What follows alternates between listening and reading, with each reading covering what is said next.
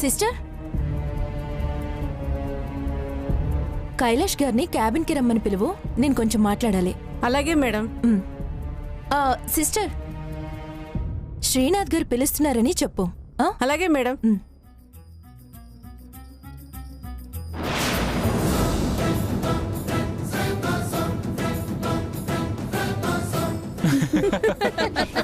Kailash guarantee ఎవరు? నేనే sister. మిమ్మల్ని శ్రీనాథ్ గారు రమ్మంటున్నారు. సరే వస్తున్నాను. జెంట్మెన్. సరే ఓకే వెళ్ళు.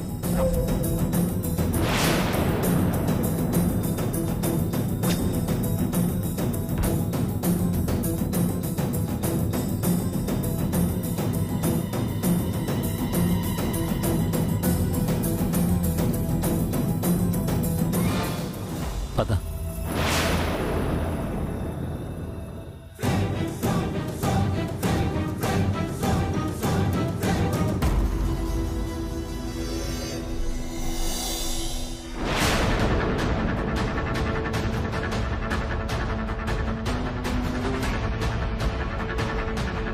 పద.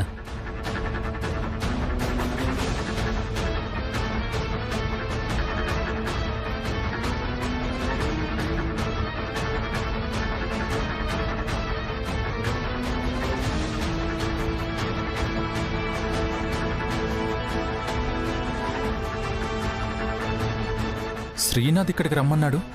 ఎక్కడికి వెళ్ళుంటాడు? ఇక్కడ లేడేంటి?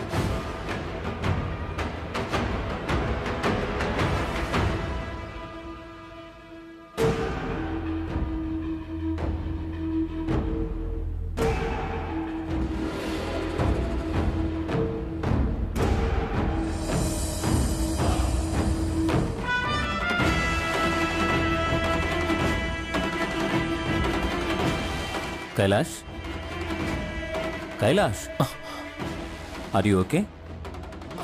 Yeah I'm fine. నేనే పిలిచాను నిన్ను. బ్రో, ఎవరైనా నీ క్యాబిన్కి వచ్చారా? లేదు బ్రో, నేను ఇప్పుడే వెళ్తున్నాను.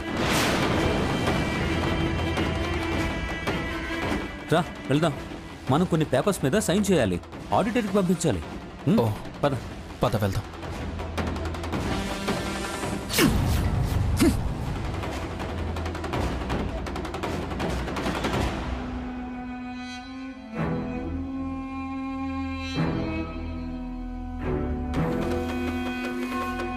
ఒక్క ఇన్నింగ్స్ అయిపోయింది. ఇప్పుడు రెండో ఇన్నింగ్స్లోకి వెళ్తాను.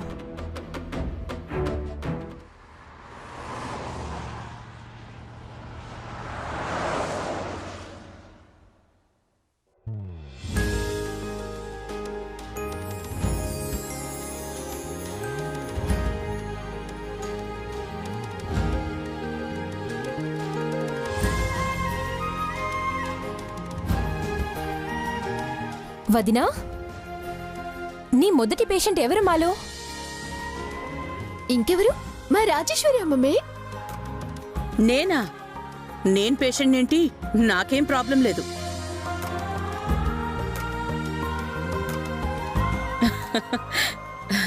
అదిగో మన కైలాష్ వచ్చాడు కదా. కైలాష్ రా, నువ్వే నీ భార్యకి మొదటి పేషెంట్వి. వచ్చేయి రా కైలాష్. రా.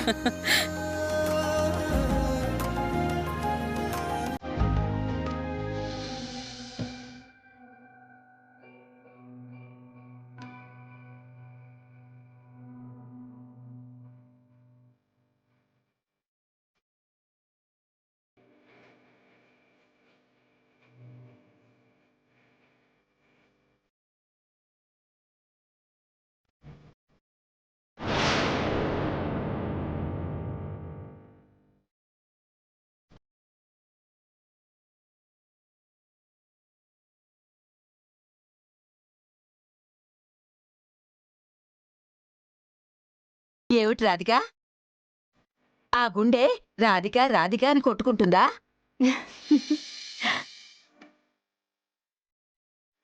ఏమండి, మీకే ప్రాబ్లం లేదు. మీ మనసులో ఏముందో నాకు తెలుస్తుంది. కొత్త ప్రాబ్లం స్టార్ట్ అయింది రాధిక. అది నీకు చెప్పుకోలేని ప్రాబ్లం.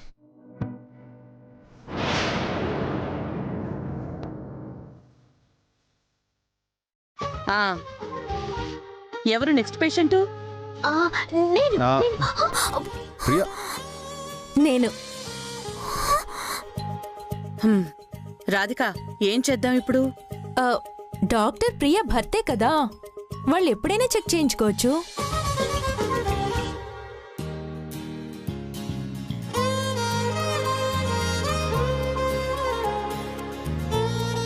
ప్రియా, ఇదేవతే పానకంలో పుడకలాగా అదేమిటే అలా జలగలా పట్టుకుని అంటుకుంది?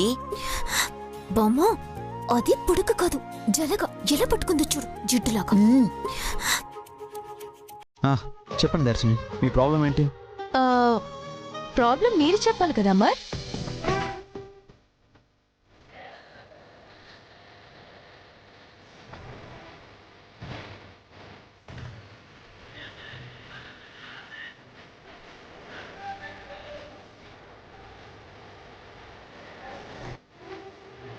బ్రీత్ తీసుకోండి.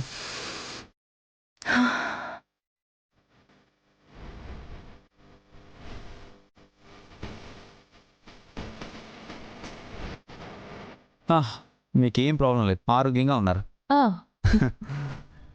ప్రియా రా కూర్చో. ఏం అక్కర్లేదు, మా బామ్మ వెళ్తుంది. బామ్మ నేనా? ఓతే నేను వెళ్ళను. లేనిపోని రోగాలని చెప్పి ఏవేవో మందులు రాస్తారు, అవన్నీ నేను మింగలేనమ్మో. నీకో దండం, నాకొద్దు. అమ్మమ్మ ఏం భయపడకు. రండి. నేను రానంటే రాను, నాకొద్దు.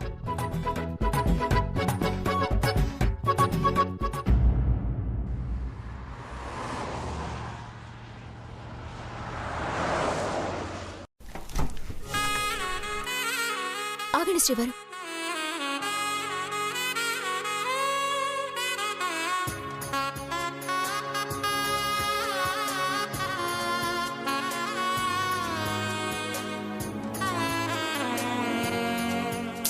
ఏంటి ప్రియా ఇది?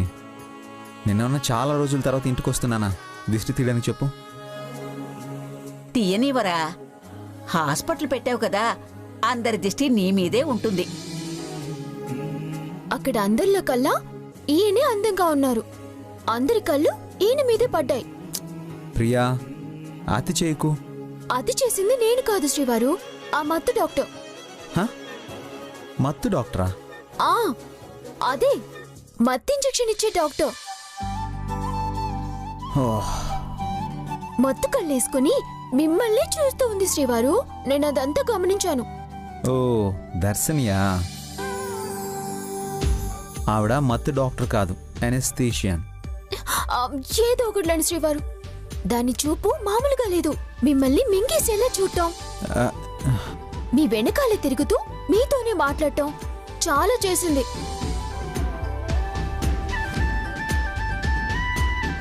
ఇరుగు తెస్టి పొరుగు తెస్టి, ఆ మత్తు డాక్టర్ దిష్టి, నర్సుల దిష్టి, పేషెంట్ల దిష్టి అంతా వాళ్ళది వాళ్ళకే. అది అలా తీ దిష్టి. ఆ అమ్మమ్మ, వాళ్ళు కాదమ్మమ్మ, ఈ ఇంటికి నువ్వే దిష్టి బొమ్మవే. హా? ఆ. నువ్వే ప్రియాని చెడగొడుతున్నావు. చూసావా ప్రియా, నన్నే అంటున్నాడు. అది నిజమే కదమ్మమ్మా. వాళ్ళ అన్నయ్యని చూస్తే అన్నయ్య ఏం చేస్తాడు? మా అన్నయ్య పరాయి అమ్మాయిని కన్నెత్తి కూడా చూడడు. అనవసరంగా నువ్వే నోరేసుకుని పడిపోతున్నావు. నీ మొహమే. ఈ రోజు మేం దొరికిపోవచ్చు, ఏదో ఒక రోజు చూసే సందర్భం వస్తుంది. ఇక మనం అందరం చూస్తూనే ఉండాలి. అమ్మమ్మ ఆపో, నువ్వు నీ ఏదో అనుమానం. ప్రియా, అమ్మమ్మ మాటలు విన్నావంటే నీకు నాకు చాలా ప్రాబ్లమ్స్ వస్తాయి. ముందే చెప్తున్నాను, విను. ఆ, బామన్న దాంట్లో తప్పే ఉంది శ్రీవారు. హా? మీరు ఎర్రగా బుర్రగా ఉంటారు, పైగా ఫ్రెండ్లీగా ఉంటారు. అది అడ్వాంటేజ్ గా తీసుకొని ఎవరైనా ఏదైనా చేయొచ్చు కదా. ఆ ఏ మందో మాకు కూడా పెట్టొచ్చు. హా? నేను నీకు దినం పెట్టచ్చు. హా? శ్రీవారు, అవే మాటలు లెంపలేసుకోండి. మరి ఇవే మాటలు? హ, మీ అనుమానాలు ఇలాగే ఉంటే ఏదో ఒక రోజు చాలా దూరం తీసుకెళ్తాయి. కాబట్టి ఈ జెలస్ ఫీల్ని మనసులో నుంచి తీసేయ్. ఆ, అందమైన భర్త ఉంటే జెలసీ ఫీల్ ఉండదా? మరి నా జాగ్రత్త నాదే. హ? అమ్మా తల్లి, నీది అతి జాగ్రత్త. వచ్చే వానాకాలంలో వర్షాలు బాగా పడతాయని చెప్తే ఇప్పటి నుండే గొడుగు పట్టుకొని కూర్చోవడం మూర్ఖత్వం. అలా చెప్పేది ఈ ముసల్ది. అది విని గొడుగు పట్టుకుని కూర్చునేది నువ్వు. అర్థమవుతుందా? హా? చూసావా ప్రియా, ఏదో ఒక రోజు మనం అనుకున్నది జరుగుతుందని చెప్పకుండానే చెప్పాడు. ఏయ్, నీ తలకాయ్. ఎప్పుడో ఏదో జరుగుతుందని ఈ క్షణం మనం ఎంజాయ్ చేయకుండా ఉండకూడదు అని నేను చెప్తున్నాను. అది నా ఉద్దేశం. కాస్త వాడండి ఆ? బుర్ర. అమ్మమ్మా, ఆ? అన్నయ్య చెప్పాడు కదా, కాస్త బుర్రవాడు. ఆ? పోవే, నీకసలు బొర్రే లేదు. ఆ అమ్మా ప్రియా, నువ్వు జాగ్రత్తగా ఉండాల్సిన సమయం దగ్గర పడిందే, చూసుకో మరి. ఆ ఉమ్.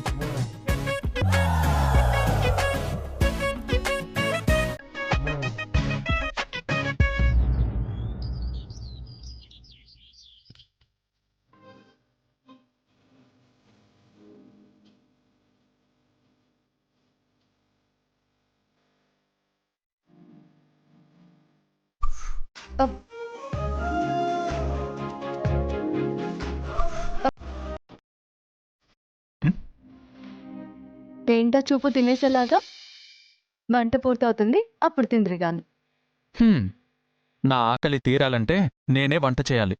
అదేంటి, నా వంట నచ్చడం లేదా? ఇంకా నువ్వే వంట చేయడం నచ్చలేదు. అర్థం కాలేదు.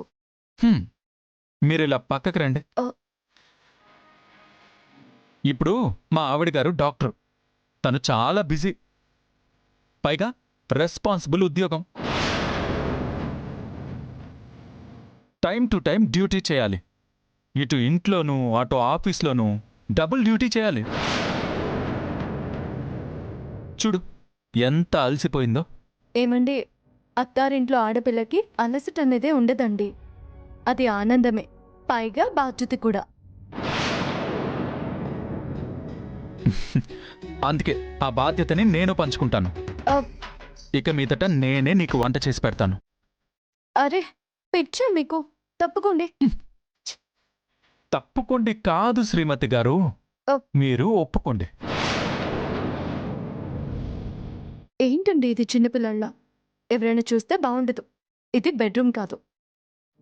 నేనిక్కడ రొమాన్స్ చేయడం లేదు, నా భార్యని బ్రతిమలాడుకుంటున్నాను. చాలా స్పీడ్ అందుకుంది వీళ్ళ వ్యవహారం. నేను 2 రోజులని చెప్పించాను, వీళ్ళు 2 గంటలు కూడా ఆగలేకపోతున్నారా? చెప్తాను. ఏమండి, ప్లీజ్ నా మాట వినండి. ఆడవాళ్ళు చేసే పని ఆడవాళ్లే చేయాలి, మగవాళ్ళు చేసే పని మగవాళ్లే చేయాలి. మీరు వెళ్ళి ఫ్రెష్ అవ్వండి, ఆఫీస్కి వెళ్ళాలి కదా. పదండి. ఏంటి ఆడాళ్ళ పని మగాళ్ళ పని? అలా రూల్ ఏమన్నా ఉందా? వంట చేయడం మగాళ్ళ పని కాదని ఎవరు చెప్పారు? ఇప్పుడు నల్లుడు భీముడు ఎలాంటి వంటకాళ్ళు? నలభీమ పాకం అన్నారు గాని ద్రౌపది పాకం అని ఎక్కడైనా చదివావా? పురాణాల్లో కూడా మగవాళ్ల వంటకే పెద్దపీట వేశారు తెలుసా? బాగుందండి, బాగానే కనెక్ట్ చేశారు. కనెక్ట్ చేయడం ఏంటి? ఇది పురాణం. ఇప్పుడు నువ్వు వెళ్ళి రెడీ అవ్వు, నేను వంట ఫినిష్ చేసేసి వస్తాను. ఇంత మొండి పట్టుదల ఎందుకండి మీకు? నా భార్యకి నేను వంట చేసి పెట్టాలి, తనకి బర్త్డేని తగ్గించాలి. ఇది నా రెస్పాన్సిబిలిటీ. ఆ,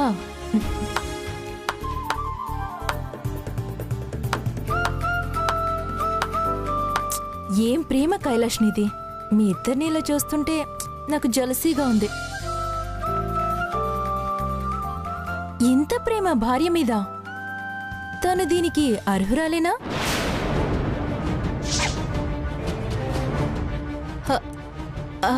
ఐ మీన్, ఇంత ప్రేమని తను భరించగలదా అని. భర్త ప్రేమని భార్య ఎంతైనా భరిస్తుంది. ఇన్ఫాక్ట్ అది అనంతం. ఎంత ప్రేమ చూపించినా ఇంకా కావాలనే కోరుకుంటుంది.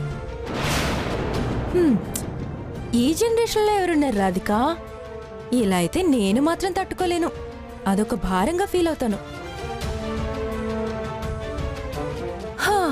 మా ఆయన నా మీద చాలా ప్రేమ చూపిస్తారు, నేనేమో అంతొద్దు ఇది చాలు అని రిస్ట్రిక్ట్ చేస్తాను. అదండి ప్రాబ్లం. వినేసావా? నువ్వేమన్నా సీక్రెట్ చెప్పావా?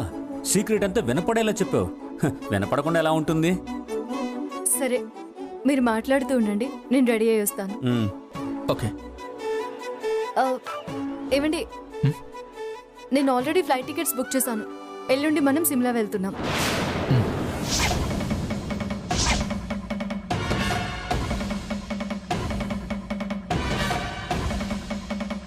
సిమ్లాకా? ఎందుకు? మేమింతవరకు హనీమూన్కి వెళ్ళలేదు, అందుకే వెళ్తున్నాం. Congratulations, all the best. Thank you. నేను రెడీ అయ్యి వస్తాను. నేను వంట ఫినిష్ చేయాలి. సరే సరే, క్యారీ ఆన్ క్యారీ ఆన్. పద శ్రీనాథ్.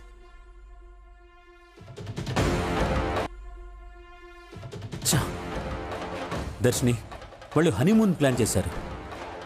విన్నానుగా. విని ఆల్ ద బెస్ట్ కూడా చెప్పావు కదా. అదే నాకు అర్థం కావట్లేదు. వాళ్ళు హనీమూన్కి వెళ్తే నీ ప్లాన్ వర్కౌట్ అవ్వదు కదా. వెళ్ళారు శ్రీనాథ్, వెళ్తాం అనుకుంటున్నారంతే. అనుకోని